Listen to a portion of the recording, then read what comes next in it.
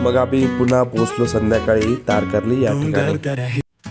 Coconut skies, the waves they dance, the sun's golden rays in a sweet romance. कोकणच्या या भूमीत जिथे सागराच्या लाटा किनाऱ्याला कवटाळतात तिथे उभा आहे स्वराज्याचा गौरव, छत्रपती शिवाजी महाराज म्हणजेच आमचे राजे. राजकोटच्या किनाऱ्यावर उभे असलेले आमचे ते फक्त राजे नाहीत तर ती आहे त्या शौर्याची आठवण ज्यांनी हिंदवी स्वराज्याची पायाभरणी केली. जय भवानी, जय शिवाजी. चिवळी बीच, गर्दीपासून दूर, शांत, निसर्गाच्या कुशीत दडलेलं हा किनारा खरंच मनाला वेगळा स्पर्श करून जातो.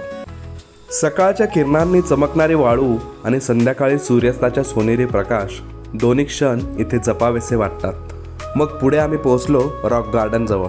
मालवणचा हा एक अद्भुत कोपरा रॉक गार्डन, जिथे सागराच्या लाटा दगडांवर आदळतात आणि त्या आवाजात एक वेगळी शांतता दडलेली असते.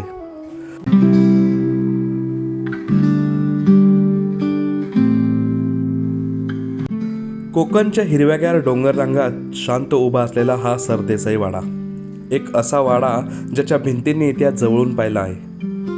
छत्रपती संभाजी महाराज आणि त्यांचे विश्वासू कवी कलश मुघलांच्या कपटी हल्ल्यात येथे पकडले गेले.